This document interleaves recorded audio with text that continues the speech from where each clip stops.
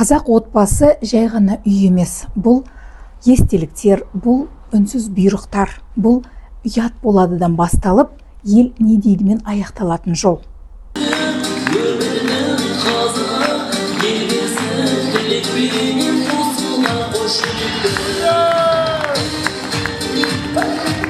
Ресми мәліметтерге жүгінсек, Қазақстанда әрбір үшінші неке ажырасумен аяқталады. Бұл жай ғана статистика емес, бұл үнсіз жылаған баланың дауысы.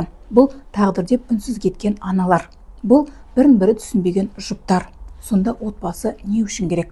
Отбасы дегеніміз ол өзгеріске ұшырайтын әлеуметтік бір кішкентай микро бөлім. Кез келген дәстүр ол өзгеру керек. Ол физикадағы константа немесе формула емес, қатып қалған біз адамдар болғандықтан біздің жүріс-тұрысымыз, мінезіміз, қалауымыз, талғамымыз өзгеріп отырады. Әлбетте ол отбасының да өзгеруіне алып келеді. Зерттеулерге қарағанда әлем жастарының жартысына жуығы отбасын құруды қаламайды.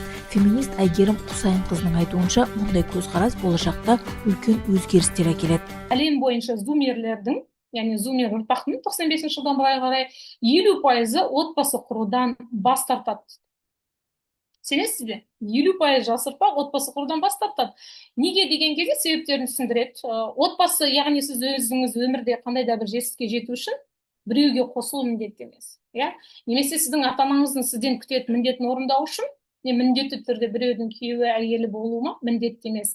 Яғни менің өмірлік мақсаттарым, менің қоғамым, менің мемлекетім, менің ата-анам менен күтетін күтілімдерді қанағаттандыруға міндетті емес деген ұрпақ өтіп келе жатыр. Яғни бүкіл әлем бойынша зумерлардың 50% отбасы құрмайтын болса, ол бүкіл экономика, саясат, туризм, мәдениет, бизнес барлық салада өте үлкен өзгерістерге алып келеді деген сөз. Жастарымыздың арасында көпшілігі осы күнде отбасы дегенге онша жауапкершілікпен қарамайды. Жауапкершілік болу керек. Сен біреудің қызын алдың, біреудің қызы өзге біреуге тұрмысқа шықты.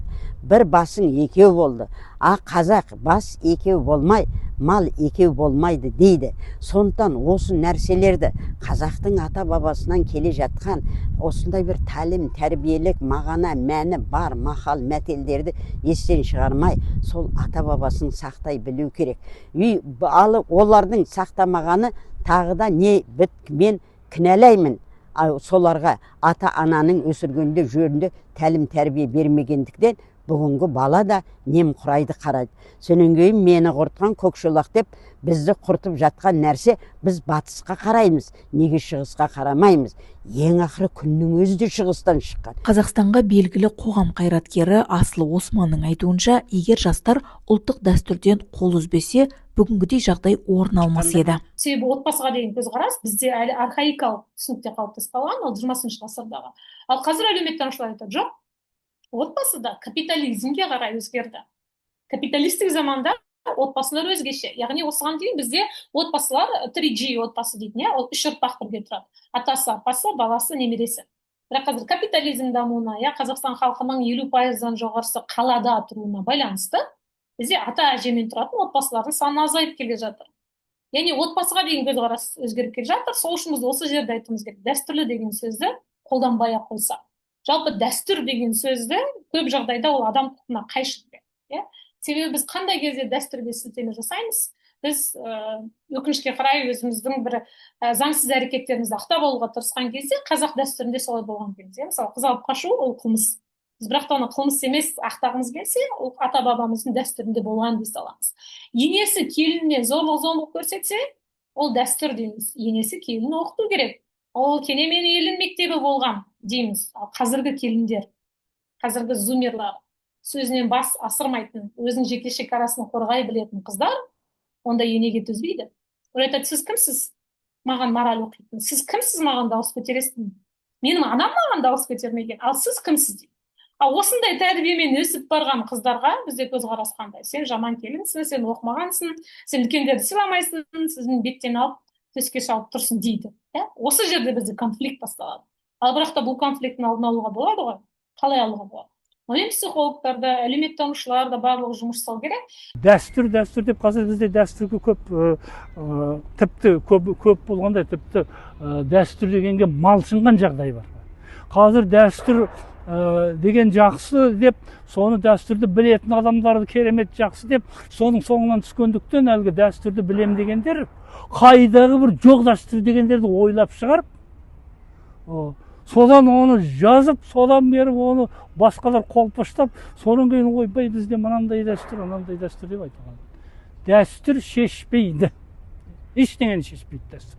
Дәстүр 18 ғасырда дәстүр болды ма? Болды ғой түгел орында.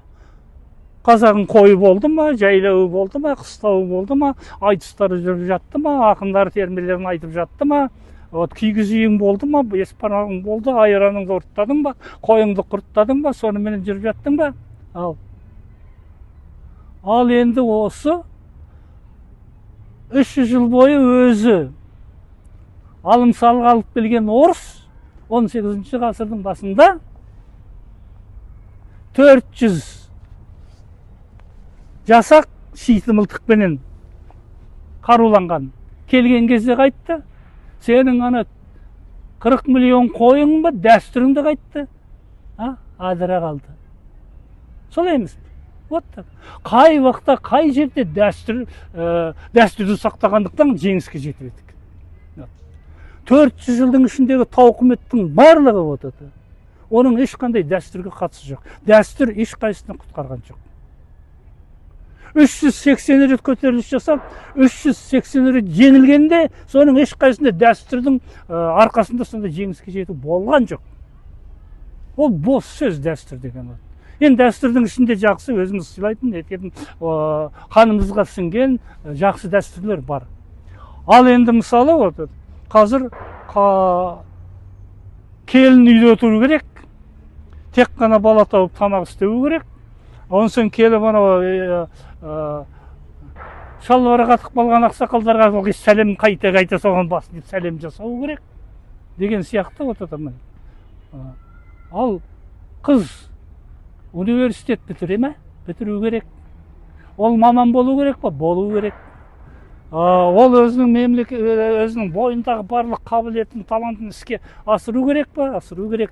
Халыққа дамуға несін қосу керек па? Қосу керек. Осындай қыздар бар ма? Бар. Осындай қыздар толып жатыр ма? Толып жатыр.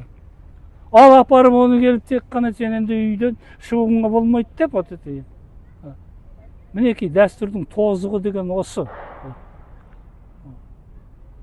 Бізде талай осы естіпті нетіп дейміз ғой.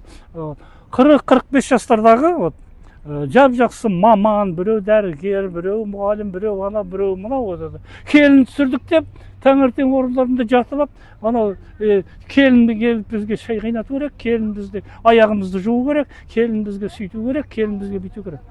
Келін дегеннің қызметі бар. Ол мемлекеттік қызметкер.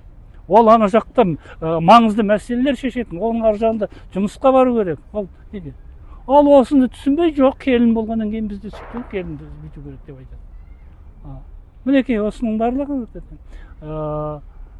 Енді әрине келіннің өзінің белгілі бір деңгейде ибалылығын сақтап, үлкендерді сыйлау деген белгілі бір шеңберде ол өз алдында, ол болу керек, ол жақсы. Айналайын десің ондай келіндерге. Ал оны айналдырып келіп, осындай белгілі бір төменгі бір неге түсіріп қойып, мен өзінің желкесіне шығып, жәншіп отырамын деген сияқты дәстүр, ондай дәстүрден арылу керек. Біреулер үшін отбасы ұстап тұратын жүк, басқалар үшін отбасы алдыға ұшатын қанат. Ал сіз қалай ойлайсыз? Сіз үшін отбасы деген не?